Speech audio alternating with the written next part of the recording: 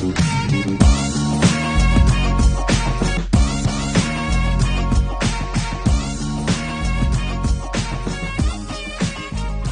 to our third episode of Win All Day Everyday podcast presented by Prairie Hockey Academy. Last week we had a great episode with the Calvert brothers, Rowan and Natalie Calvert, playing with the Moose Jaw Warriors and Saskatoon Blades of the Western Hockey League, alumni of Prairie Hockey Academy. We're super excited to have them on board and seeing how their summer's shaping up with Prairie Performance as they train out at Caronport and whatnot. So it's really exciting for us to see some of our alumni. We'll talk about how they were involved, them and a bunch of our other alumni at our golf tournament last weekend.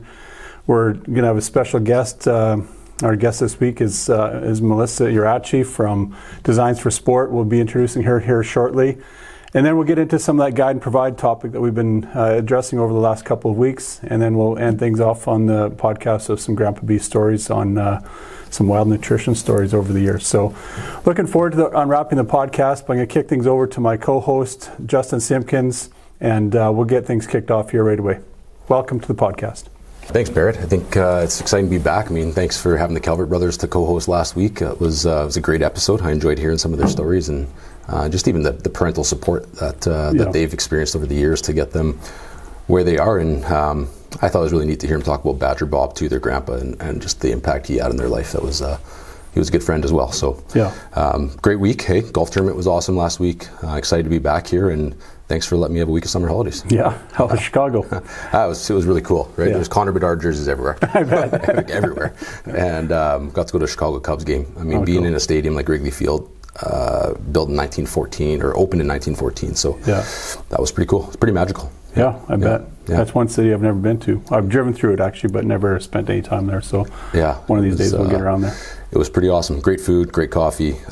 We just had a blast. Good for you. Well, today's episode, we're talking about all things nutrition, and you've got a special guest you want to introduce that you've gotten to know over the last number of years, and how they have really dovetailed into Prairie Hockey Academy, and not just for us, but for elite level athletes and even really grassroots athletes. I think it's really important that we're going to drill down on some of those topics today, and so go ahead and let's hear who you got on. Yeah, thank you. Yeah, it's a friend of mine now. I can say she's a friend. We've known each other for about 2.5 years, and part of even on our table here today with our protein, she's helped us with designing our private label supplement products for our Prairie Performance and our student athletes. And so excited to have Mel Ieraci.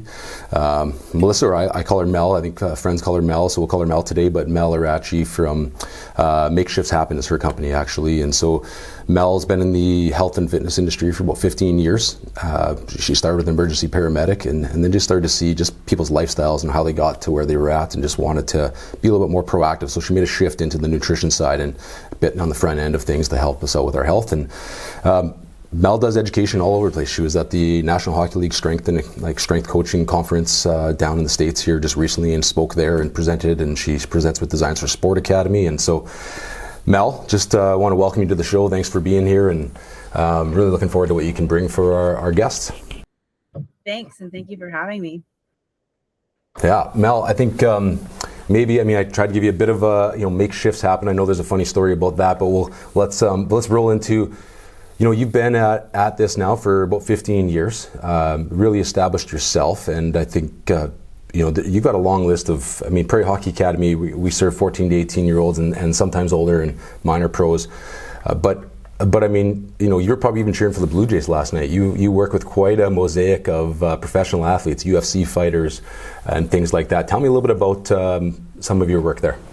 Yeah, I live in Ottawa now, so the big question was, am I going to continue to be a Leafs fan, or am I going to switch over and cheer for the Sens and go Sens? So, I'm real privileged to be able to work with some of the sports teams, professional, collegiate, that I have the opportunity to work with. And, as you mentioned, we Designs for Sport and some of the education that I've done, we reach major sporting associations. We work with strength and conditioning coaches at private facilities. We work with sports dietetics and sports nutritionists. So definitely grateful to have that opportunity. I want to say title of yours would be performance nutritionist. And I think there's a bit of a difference there, right? And tell me, maybe a bit of that. On a personal note for myself and some of the athletes that you've helped us with, just helping us understand, some of the nutrition that's needed for performance, and even maybe our daily intakes on some real basics that anybody listening could do with whatever they have in their fridge or pantry today. Yeah, I mean, in my background in paramedicine and emergency medicine, I learned a lot of information on health, and I'm going to use health with air quotations because there's not a lot of education and awareness on how powerful quality nutrition and lifestyle interventions can be for health. And I also want to be really clear, and I love that you use the word optimal. A lot of our traditional healthcare model is a paradigm based upon preventing you from being sick. Now, as an athlete, or any high performer for that matter, sure, not being sick is very important, but in order to perform our best, we need to be optimal.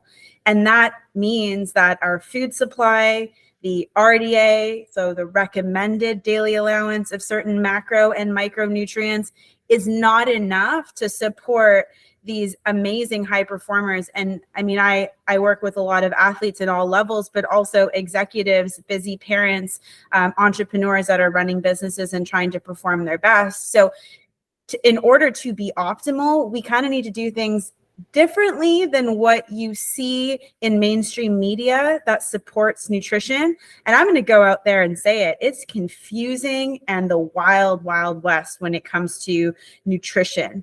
I like to call it, bro science versus real science. So a part of something that's very important to me is bringing forward real science, dispelling some myths, and then also, working in a way that supports optimal levels of health.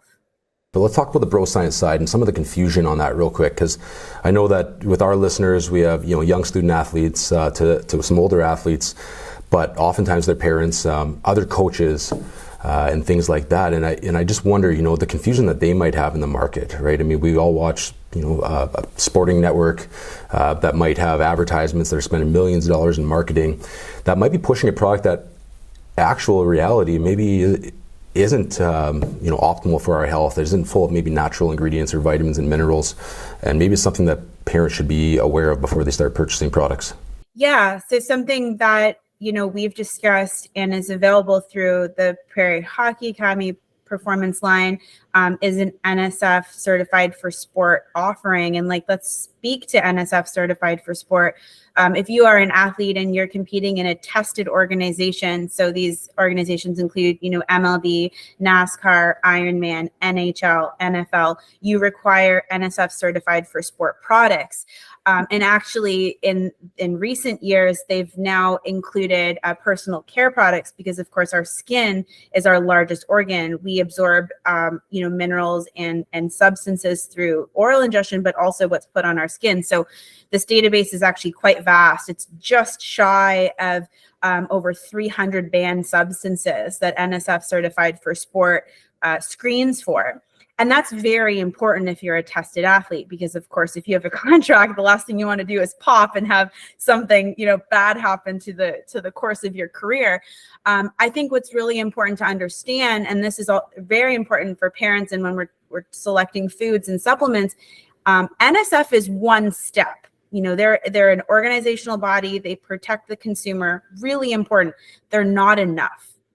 And what's different about the products that we've also selected for your athletes and what we do is, NSF certified for sport products still can contain food dyes that will negatively affect cognitive performance in your brain. They can still contain sucralose, an artificial sweetener, or artificial flavors.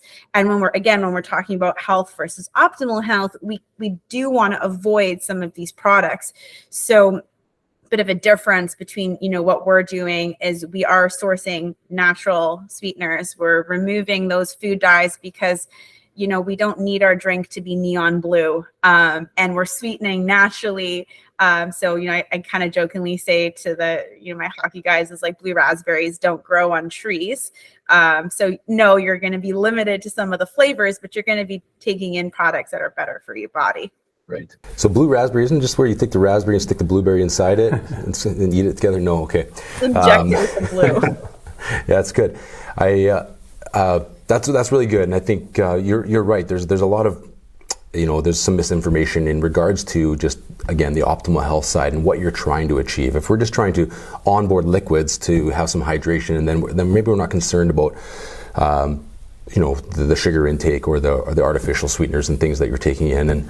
But if we're really concerned about optimal health, then that's where I think, one of my favorite products that you've brought on board for us is like the electrolyte synergy, or what we call Hydrate with our Prairie Performance line. And I mean, maybe just give me a quick rundown on that. I think we have, I think, 4 different electrolytes in there, but a lot of the minerals and vitamins in there, it's almost like an immunity boost as well.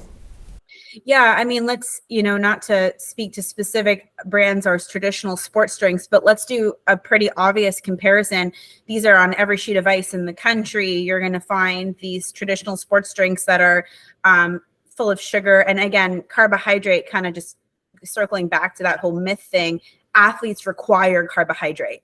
So in no way are we saying that carbohydrates are bad. There's definitely a time and a place. There's also a time and a place for easy to digest carbohydrate, but refined sugar and what we're finding in traditional sports drinks and sports beverages, there's a key differentiator between what we're doing with Hydrate versus them. So yeah, we have all of the electrolytes in this product, and we have the specific amounts.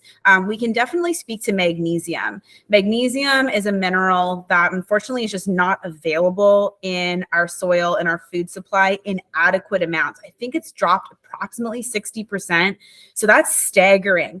And I'm saying, maybe you're a parent or you're an athlete who's really prioritizing a whole food diet, adding in a ton of veggies, a ton of colors, perhaps some nuts and seeds. These are great food sources of magnesium. We are still not getting enough. One of the main obstacles with athletes in nutrition, I mean, there's several, but low appetite.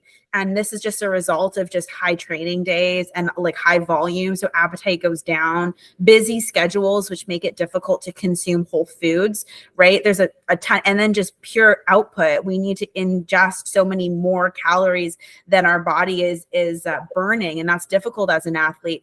This is where like liquid nutrition can be really beneficial, but it also requires higher levels of these minerals. We are not getting enough magnesium. So Hydrate has 81 milligrams. It has almost 2 grams of vitamin C. If you're an athlete and, we're in the summer months now, so maybe you're in your off season and you've sort of put the brakes on a little bit of your activity, but very soon, I mean, we're going to blink and it's going to be end of August, September, and you're going to be back at it. Athletes have difficulty, playing consistently because they're injured or because they're sick. And vitamin C can help to support your immune system, but it also can help to support the connective tissues that we see so many injuries occurring from in the sport of hockey. So it really plays a double duty there. And then the other benefit are other ingredients like citrus bioflavonoids, which just help vitamin C do its thing, and taurine, which is really great for your vascular system, specifically your heart. Yeah, taurine seems to be like this secret mineral ingredient. To me it was, right? But it has a huge impact on optimal performance. Yeah, taurine.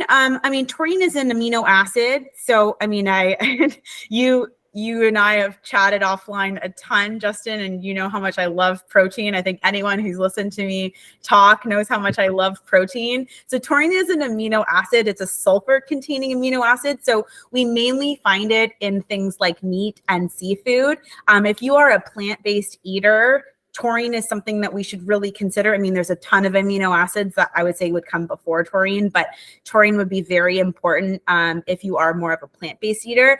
But let's talk about, really where it's going to help from an athletic performance perspective. Taurine is the most abundant amino acid in your heart.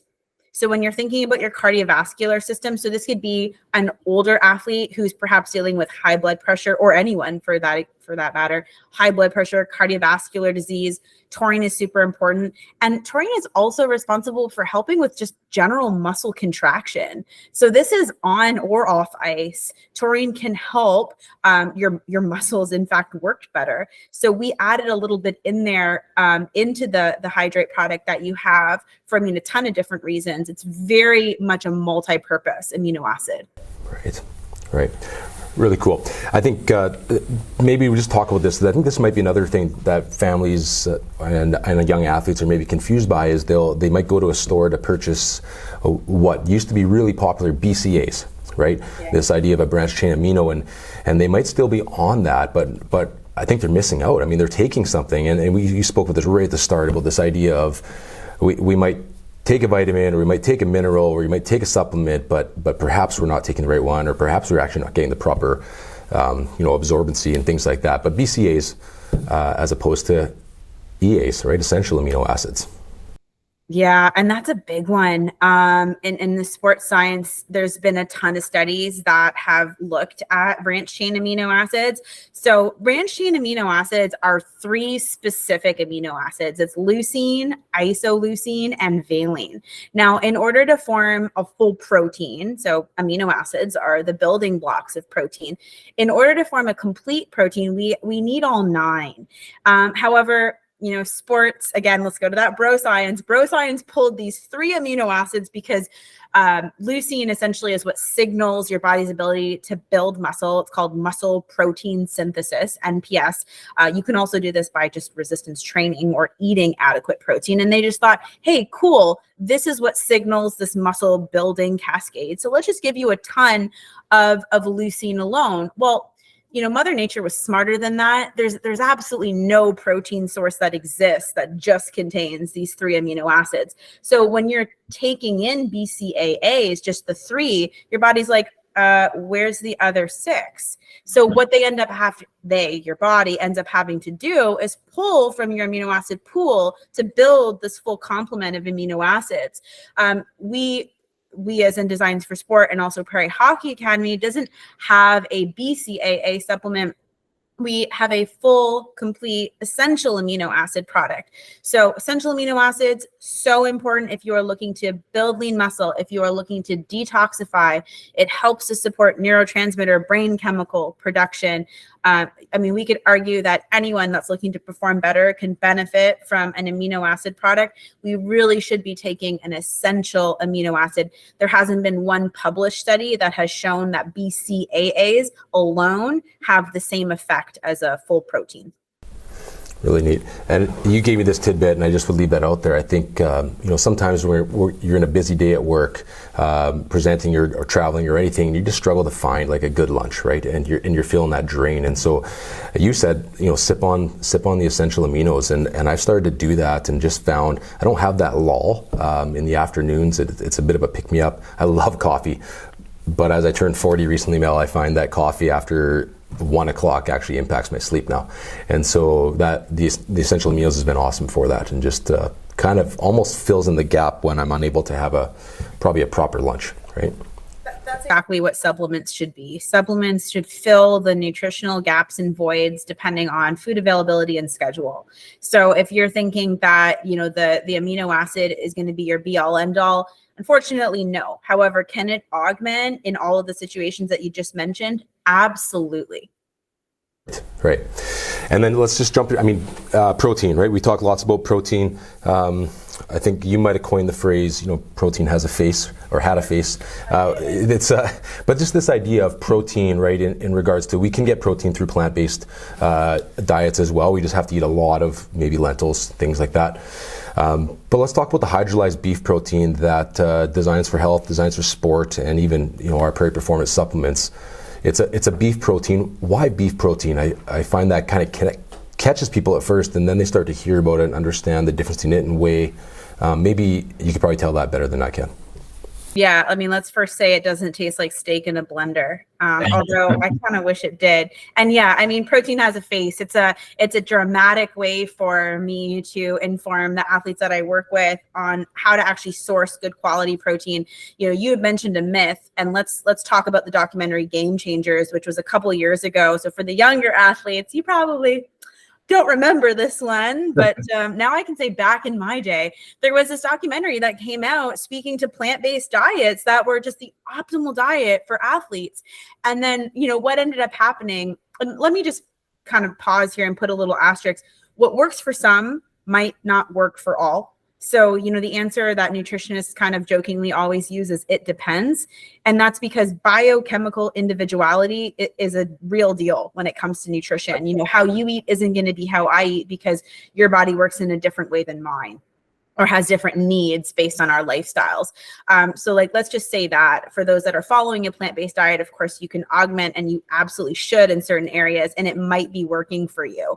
But why plant-based versus animal-based protein? Well, it just really comes down to what's going to give you a more complete protein without you, to your point, having to eat. I mean, you've got to eat like 6 cups of quinoa to get the amount of amino acids, specifically leucine, that really important leucine, to build muscle from a 3-ounce chicken breast. So, I don't know about you, but based on my schedule, I would much rather have 3 ounces of chicken versus 6 cups of quinoa. And that can be divided throughout the day. You need to get that bolus, that like full hit of leucine in that one eating opportunity. So, we had the option to bring plant-based proteins like pea protein or rice protein, or maybe, we have a whey, but we decided to really highlight the beef. One, because it's very unique. So oftentimes when we have an allergy to a food, and I'm not saying like anaphylaxis, your throat is closing, but maybe it makes your stomach not feel so good, or we could have a lactose intolerance, which is to the sugar, but oftentimes it can be to the protein in the food. Like a gluten is the protein in wheat. Whey is the protein in milk. So not all athletes tolerate whey. It's great to rotate your proteins. The grass-fed beef protein is really unique. It's got a ton of collagen-forming amino acids, so proline and glycine. Again, connective tissue. I'm thinking about knees and ankles, which we see injured often, shoulders, that kind of thing. It also has the bioavailability. So big fancy science term for how well your body can just digest and absorb, comparable to whey. So if you're someone that doesn't do well with large amounts of milk, signs could be running to the bathroom, but it also could be like just an upset stomach, gassy, burpy, bloaty. Oftentimes we see jawline, acne, and skin disturbances with whey. Then grass-fed beef could be a great option for you. And then you get all the benefits of really good protein sources that are easier for your stomach to actually handle. Right. Awesome. Thank you. Switching gears a little bit, I think with some of these knowledges now, thanks for, obviously the hydration. We learned about some essential aminos and then protein intake. You didn't really mention, roughly, I think you've told me before, about 30 to 40 grams of protein per feeding. Is that kind of what we want to say? Like not per meal, because it might be different times you're eating, but something like that. And I guess in leading with that, sometimes it can be hard to eat in the summer. There might be more barbecues or we're traveling or we're camping or different pieces. What are some hacks maybe for our listeners to make sure that they're onboarding, enough amount of protein and the supplements they need? Yeah. So for everyone listening, it's really easy math on where to get started. And if there's going to be one thing, I call it like the needle mover, one thing that you can do to start optimizing your nutrition, and is really going to help in kind of all aspects, and we covered on a few when it comes to protein, is take your body weight and aim for 1 gram per pound of body weight. Now, depending on the athletes, and when we have the ability to do body fat percentages or body composition tests, we would look at lean mass. But just real simple math, 1 gram per pound, depending on the size that you currently are at or what your ideal body weight would be, that could look like anywhere between 30 to 50 grams. I want to say something real specific, and that is like real cool research came out in 2021 when it comes to protein timing. The first eating opportunity of the day, what we've seen is this actually, our bodies are primed and require protein at that time. And I want to say that because, again, another myth, another trend was this whole like skipping breakfast, intermittent fasting thing.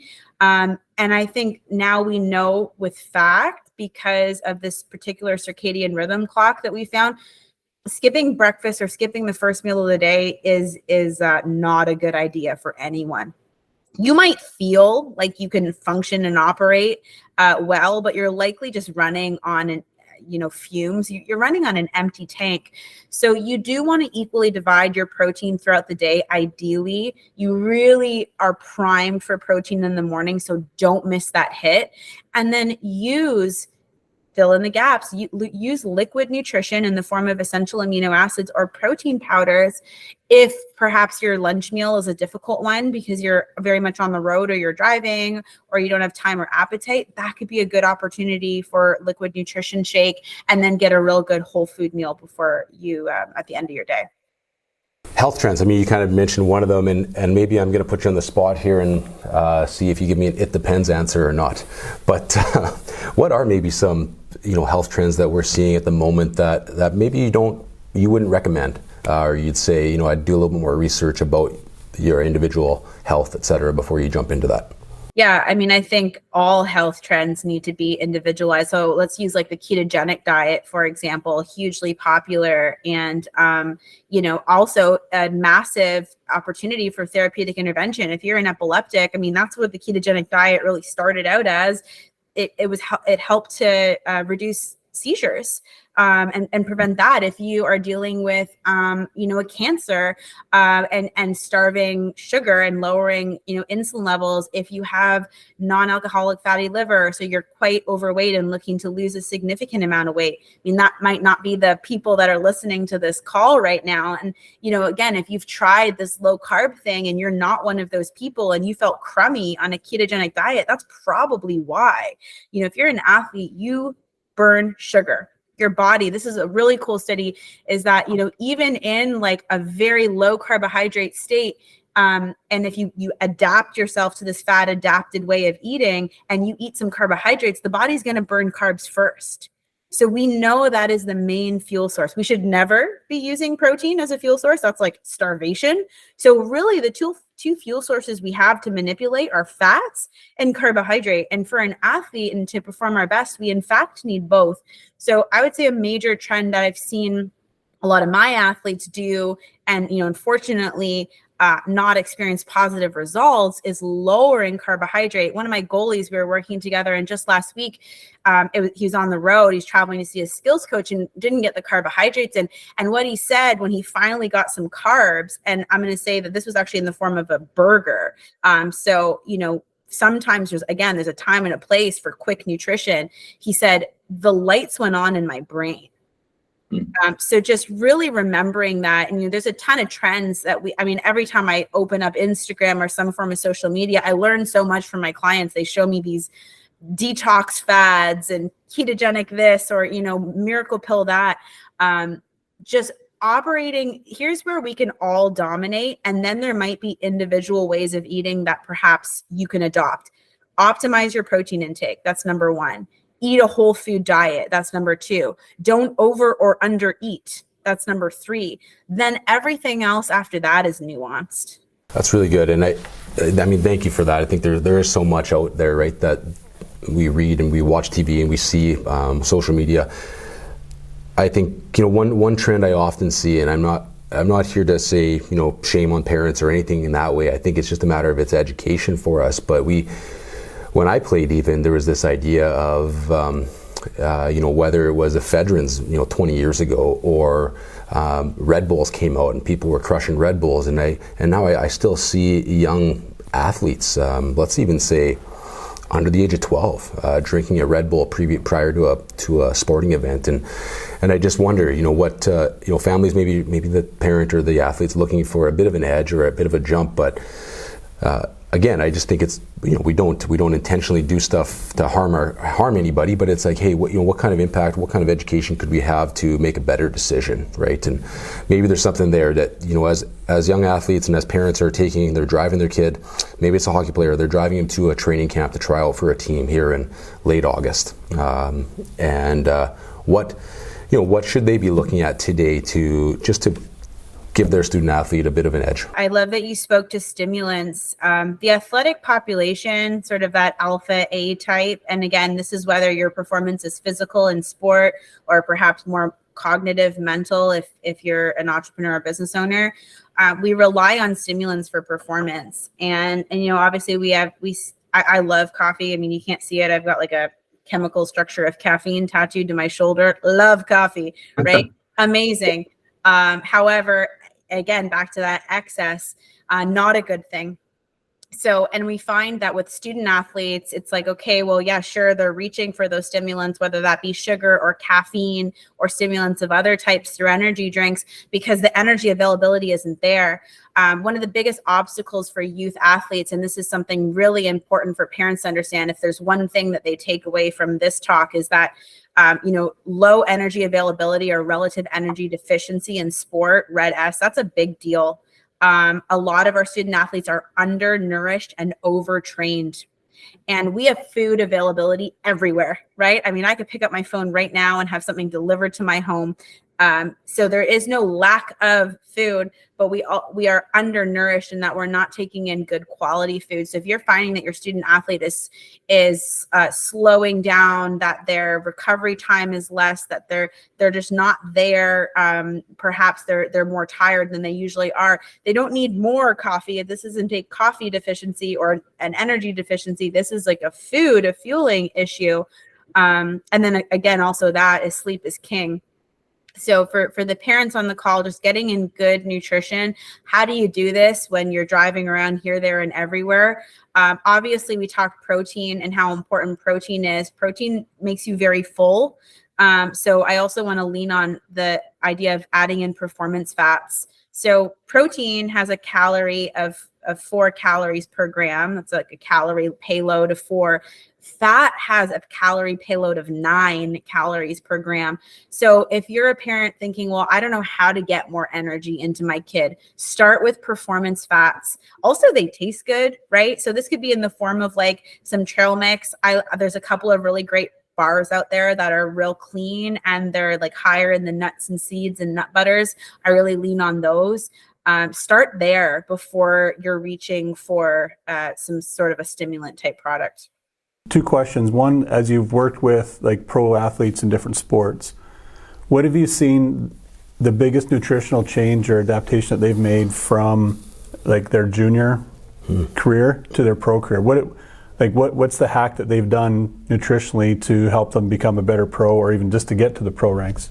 Yeah, this one has been actually not what I expected because I'm so attached to like get your protein and fuel properly. But in fact, what I've seen, particularly with my hockey as they've leveled up, is I've developed this hydration protocol.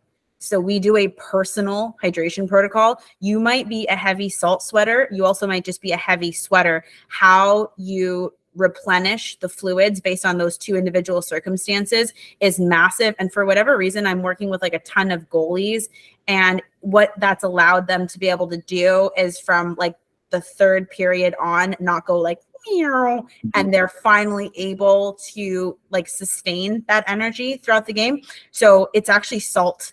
Believe it or not, it's just getting them. We add in a good hydration product. We add in additional salt depending on their needs. And then I have this like protocol that I do to find out how much fluid they lose. And I give them a specific amount of fluid to rehydrate themselves with. And that seemed to really take their performance to the next level. That's great advice. And then the second one, I mean, outside of the top league in every sport, so like Major League Baseball, the NHL, NFL, where those guys are chartering flights and they're nutritionists to have them all dialed in, everyone else below that is on their own. So we're coming up to a season where if you're in minor hockey, you've got long road trips. In Saskatchewan, your closest road trip for a 10-year-old might be 2.5 hours to Yorkton. But on a junior team, like if you're playing in Brandon, your closest game is going to be 5 hours away in Regina. So we're spending a ton of time on the bus, especially even with our academy, as we're going to Edmonton, Calgary, Vancouver, Winnipeg, a lot of time on the bus. So what are some hacks for, we'll call it the academy level player, the grassroots players? What are some hacks that they can have on that front? Yeah, that's huge. And obviously like we need to understand that sleep's going to be compromised in that scenario. So the first thing that I would do is really work on, so when it comes to sleep, of course, magnesium super helpful before, and as Justin mentioned, that kind of moved the needle for him. For that, I focus on light. on that bus, I want like your phone on red. We're getting a sleep mask, obviously, depending on when travel is happening. And we're going to make sure that we support your sleep as best as we possibly can, considering the ever-changing conditions.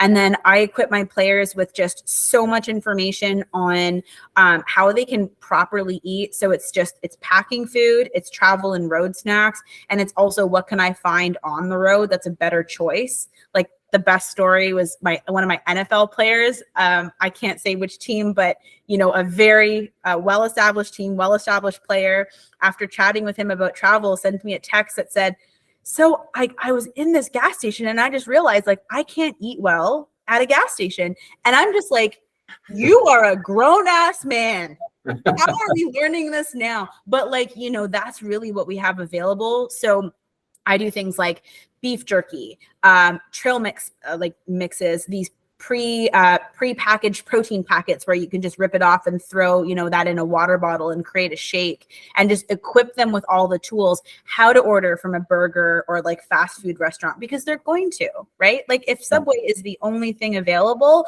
let's make Subway really good. In that situation, control what we can control. So sleep and just adequate fueling for when they are on the road. And then we kind of just, we bless the rest and let it go is kind of my thought there. Yeah, Mel, I mean, just in that, you've often talked, when you travel all the way out, where Cairnport is, you've been here, you put on a workshop. It was wonderful. But I think, at that workshop, I remember you just talked about, you were eating beef jerky and a couple ththings like that. And you just said, well, when you feel optimal and you know what that feels like, you don't want to go the other way. Maybe clarify that and what you said exactly. Yeah, so when we eat a diet of processed refined foods, the fructose and other crap that's in that food lowers our leptin levels, and leptin is that hormone that makes you feel full. And we know that, right? If you drink a pop with like liquid fructose in it, you can easily overeat. And there's no wonder why. But then you're also like hungry in a couple of hours. So and it takes some time, when you remove some of those chemical foods and start shifting to more whole foods, you feel your brain light up, you feel your body respond better. And I think a lot of us are sitting in what we feel is normal levels of energy and performance, which is just our normal. And started making that transition and starting to incorporate in better foods, you start to feel, athletes are the perfect example. An athlete can eat like a meal for the most part, and they know how their body is going to respond. They're going to see how they skate that day. They're going to see what their energy is like, and they'll be able to make that connection. That's really fantastic for an athlete. A lot of us that don't have that high level of performance, we're like, I'll just have some more coffee and I'll deal with it. So it's well worth like slowly starting to shift and adding in those foods. And yeah, it's funny, I'm heading to 8 hours northeast of me tomorrow, and I'm going to purchase, a ton of trail mix, a ton of the specific beef jerky that doesn't have sugar in it. I'm going to make sure that I'm well prepared. Oftentimes we fail because we haven't planned. Right. It's good.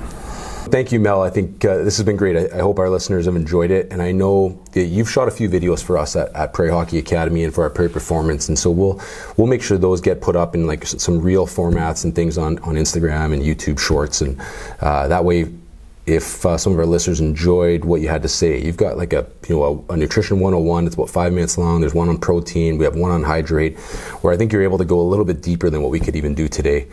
And I would just say, like, you talked about executives and others in the working profession, not just athletes that you've worked with at Make Shifts Happen. And I'm sitting here, I can put my hand up that I'm one of those and can say, you helped revolutionize my sleep. I can't say I was undernourished, but I was definitely underslept and was struggling with that. And just, finding a baseline of where I was short in my minerals was a big start. And that was, magnesium was a big one for me, and that helped me sleep a lot better. And so thank you for that. But as other listeners can maybe just tell us a little bit where they can contact you if they have more information and can look into maybe just helping out maybe their young athlete or maybe themselves. Yeah, for sure. I would say the best way to reach me would be through my socials. So it's Make Shifts Happen with underscores underneath each word. So _shifts_happen. Awesome. Appreciate that. Thank you so much for your time. And this was really good, and I would just encourage listeners that if you have questions, leave a comment as well at our podcast, and we might just love to have Mel back on again sometime in the future. Thank you, everyone. My mind was blown. There's so much information, and I've probably heard some of that stuff over the past that Melissa was talking about on the nutrition front, but there's so much there to dig into, and I really hope people go back and replay and just pick out small pieces. Don't try to. That's like drinking from the fire hydrant. If you're gonna try and make all those changes overnight, like you got to take some of those in pieces, right? Yeah, 100%. I even think just in the hydration side to start with that, right? Right. Like let's pick what we're drinking. How are we hydrating? Let's keep ourselves just as we're out doing yard work and mowing the lawn and things like that, hydrated as well, and keeping our energy levels up, and our athletes. But just those decisions we can make is a good place to start. And there's a lot, but that science changes all the time, and Mel's kind of at the cutting edge of it, and she's presenting at different academies, and it's pretty neat. For sure. So. Talk about our alumni. The Royden Taylor golf tournament was on Monday. Celebrated a great day at the Hillcrest Golf Course with some great people, and this is our alumni segment, and it's the 6th year of the Royden Taylor Golf Tournament. We're coming up to the 7th year of Prairie Hockey Academy. entering the season in September. It was so awesome to see all those alumni. Let's talk about them. Yeah, it was a blast.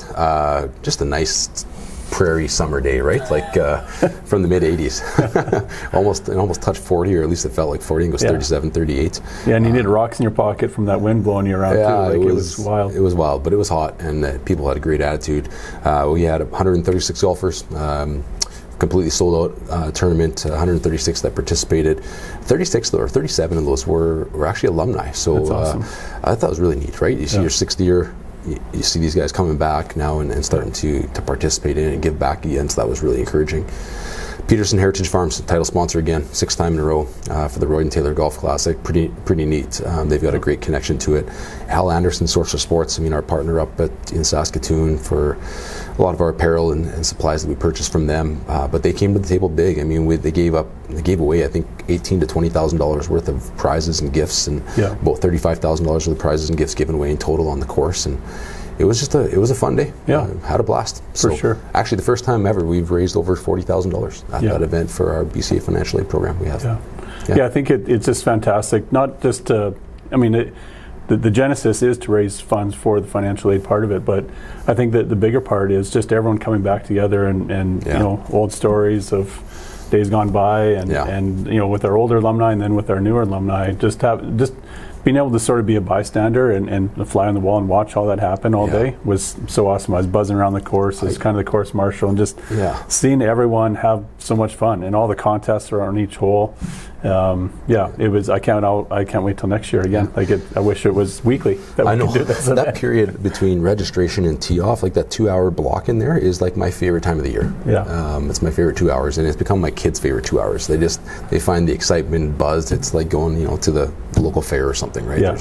It's a lot of fun. The music's playing, people are happy. There's pictures happening, and old alumni coming together and hugging each other, and roommates, and you're good. It's really fun. And we look to ramp it up next year. I think there's some excitement even towards next year, and seeing the 7th year of it happen, we're going to take it to a new level. So we'll make sure everyone stays, in touch and aware of what's going to happen. We'll do our part over the next month or two here to really get some of those dates locked down. But next year is going to be really special. We'll look forward to announcing some of those details soon. Absolutely.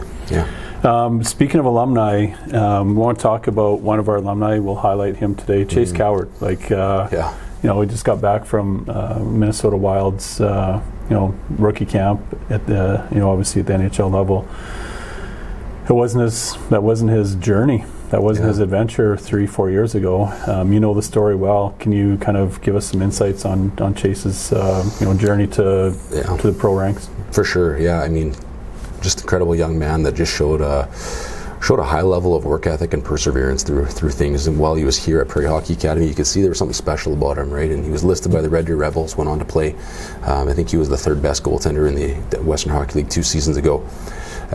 He was shortlisted one of 4 goaltenders to be one of 3, down to the last 4 at the Team Canada World Junior selection camp. And prior to going to that, he was invited to the Buffalo Sabres development camp and the medical team there.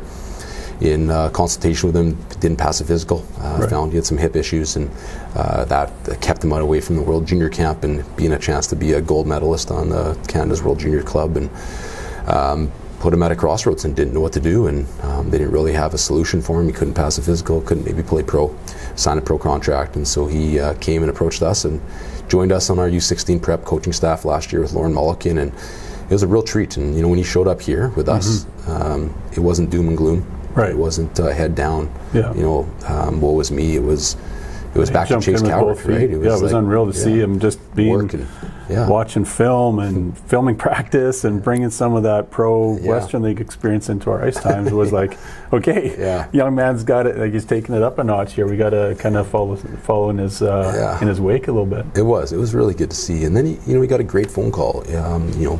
Early November, I think it was, or late October, and just something we didn't expect and he didn't expect, and just that they found a solution for his hips, and away they went. And so he whisked off third week of November, I think, got his first hip. Second week of December, got his second hip done, rehab like crazy up in Edmonton, and started. He told everyone he was going to start. Nobody really believed him. He worked. There was a couple things that happened that made it possible. Found himself starting for the Red Deer Rebels at the end of the year, got to start a couple playoff games as well, and just incredible story. And the Minnesota Wild picked up on it, and they recognized, here's a guy, he's got good size, good goaltender, he's persevered through this, maybe has things figured out, and they brought him to the development camp again this year, and I think he had a great camp, got to participate in it, because the Buffalo one, I don't believe he did, right? So this was, he actually got to participate, and I'm excited for him. I'm excited for his season here as a 20-year-old and where he'll take him. And I think the key with Chase is just, again, incredible attitude that he's earned that attitude. He's chosen to develop that attitude and that mindset. As a young 14-year-old boy, he wasn't as strong, mentally, and he's really worked on that, and it's become a strength in his game, that side of it, and the perseverance side, and so it's got a bright future. I'm excited for him. Yeah, for sure. Great story of one of our alumni that spent some time in a PHA outfit and really groomed and loved some of that development that happened in his life to help him develop as a leader on and off the ice. And we also see in our Prairie Performance program through the summertime, we got a slew of alumni that are back there, and they're actually bringing some of their friends with them. They're saying, hey, like the things that Dustin Friesen's doing with us in this training and Trey and whatnot, and how they've built this program for us, using some of the resources from Gary Roberts and Aiden Valaka and their training program and how that's dovetailed together. Let's talk about our alumni and what Prairie Performance is doing for them. Yeah, I think so. And Mel, Mel was just on our call here, so she's played a big part in that too. And with our supplements we have on the table here, and hearing some of those guys just talk about the cleanliness of these supplements and how their bodies feel, right? And Dustin does a really good job of just some of his training. A lot of it's learned through his years of professional hockey and leadership there, and then through Adrian's influence and the Gary Roberts team. Just building that single leg piece first, and so Dustin's really keen on that core, the single leg, and building up until where you're able to lift heavier and really develop the strength to go. And I think guys are seeing some transitioning in their strides. Hearing lots of feedback that way positively, and I think we're over 60 athletes now in that Prairie Performance program, and it's we're in the second half of it now. So we had 3 weeks on, we took a week off, a real good recovery week for everybody, which I think some of the athletes used to fight that recovery week. But it's so key. And now they recognize that they're back. They're yesterday I was told it was a really good day. They just came back energized. They're ready to go. They put the work in really hard, and then they will get a rest day again. And so they recognize that it's not about just the hustle, this idea of we got to hustle more than the next guy and work out harder than the next guy longer. It's about actually doing the work when you're there and then getting proper rest and recovery. And rest hard as well. Rest hard as well, And Dustin's really done a great job of implementing that mindset into them, and I think we're seeing some good fruit. Good stuff. Well, that's a great segment. I love talking about our alumni, and as the year comes up, we're going to have another close to 80 student athletes coming in here in September, and I can't wait to see their journey and their adventure in sport as they've gone from grassroots, onto some rep hockey, and now coming to the academy level of play. So this is a great segment that I look forward to each week, talking about some of our alumni. We'll come back after the break, and we'll talk about Grandpa B's story time on all things nutrition. Okay.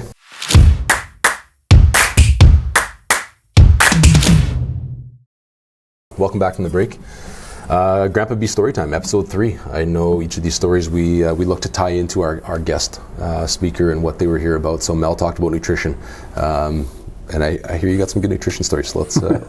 How do you travel and eat well? Let's hear the stories. There was half the team was NCAA female hockey players, and the other half was like midget AAA U Sport caliber players, and we put this team together to go to Kazakhstan, of all places, one of my favorite countries in the world. Okay. I've done a lot of work there over the years, and man, that there could be a movie just on that trip alone about all the chaos of lost plane tickets and lost luggage. And I mean, when we got there, of course, like our best players' equipment didn't show up, and it arrived when we landed back in Moscow on the way home. Of course, mysteriously, it's like, oh, here's your hockey bag, by the way. And you're kind of like, oh, this conspiracy theories going on, but our entire stick bag disappeared. And when we got there, so then they were like, we can't play. So they found us a whole bunch of old Titan, like remember the red, shafted, white blade, Wainers, like 100-pound sticks. Yeah. That's what we had to play with in this tournament. Like it was, the girls adapted. They were brilliant throughout the whole part of it. And we traveled. We went and we hit about 3 or 4 different cities in Kazakhstan. Started in Almaty and went up to Oskamen and over to Karaganda and finished in Astana. And it's, Kazakhstan's a big country, not as big as Canada or Russia, but it's in size. We're talking about 1,000 kilometers of driving that would take 24 hours because the roads were that bad. Okay. And so it was an adventure to get to places, and of course in between these players were going back to play on their Olympic teams. Right, there's the three U.S. players that were on the Olympic team, NCAA programs that are going back to, and like big programs like at Wisconsin and Harvard and Yale and so they were dialed in on their nutrition. Even there was a couple of them that got together and said, we don't know what we're going to eat, so we're going to prepare ahead of time, and we'll put all of our clothes in your suitcase, and we're going to take our own nutrition and put it in the other suitcase. Yeah. So they planned ahead. So all the meals that we were having, if they liked it, great, they would engage with us, and if not, they would just excuse themselves and have their own package of beef jerky and whatever else. Yeah. But on one of the journeys from Ust-Kamenogorsk to Astana, it's again about 700 kilometers. It was going to take us a whole day because the roads, and we try to plan and you stop on the side of the road and buy some fruit from the vendors and whatever else. But at the end of the day, the trip got long and the girls were starved. And so we just told the bus driver, wherever, like anything, like any kind of remote gas station, wherever we can stop at, we have to eat, we have to get fed here. I'd been to Kaz on previous journeys and knew sort of what you should eat and what you should not eat. And when we got into this, it looked like a gas station out of a horror movie.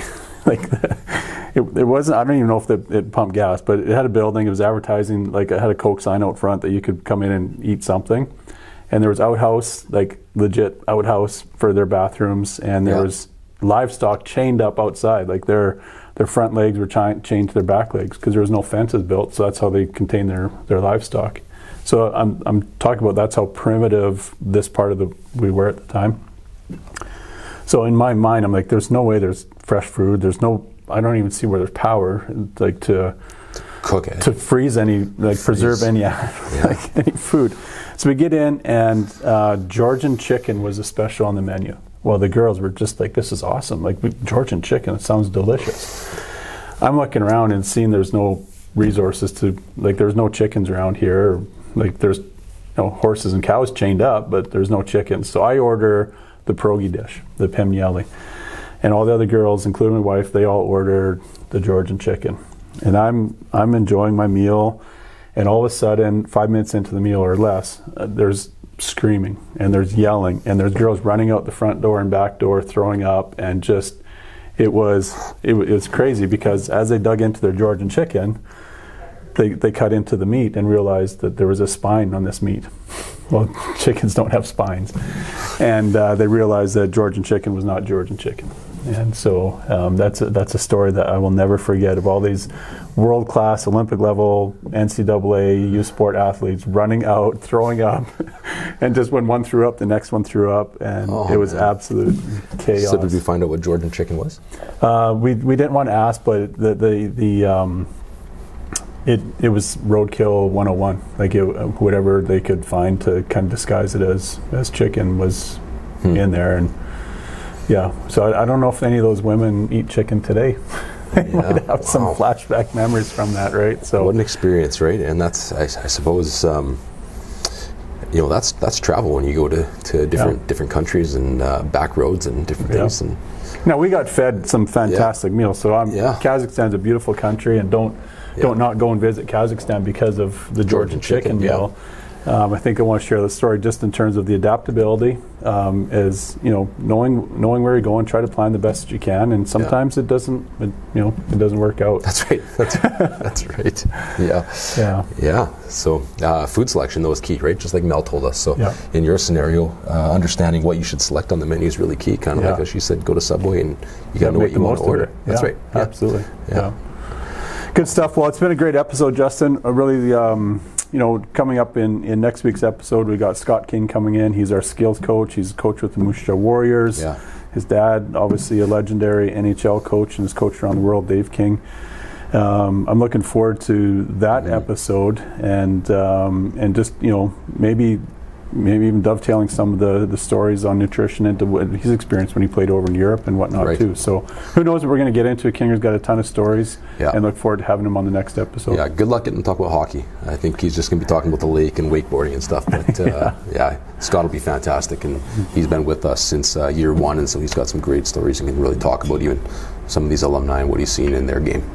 Even coaching the Moose Jaw Warriors and seeing some of the guys compete against them. Right, absolutely. Be great. Yeah. So awesome. Good stuff. So we're thankful. This is our third episode. Looking forward to continue building it. And if you have a chance to hit the like button and subscribe to our channels, all those other things, all that stuff helps us, continue to engage people, and so we look forward to growing that audience. And if you do have questions or comments, feel free to reach out to us, or if there's topics that people want to talk about, we'd love to. It's not just, we don't want to just keep hammering away at our points. If people have some things that they want to ask about on the Guide and Provide segment, or you got some story about some of our alumni, or even, like I said, some of our hosts or guests that are coming up, like Kinger, how can people engage with that? So look forward to hearing from our audience and continue to grow this podcast.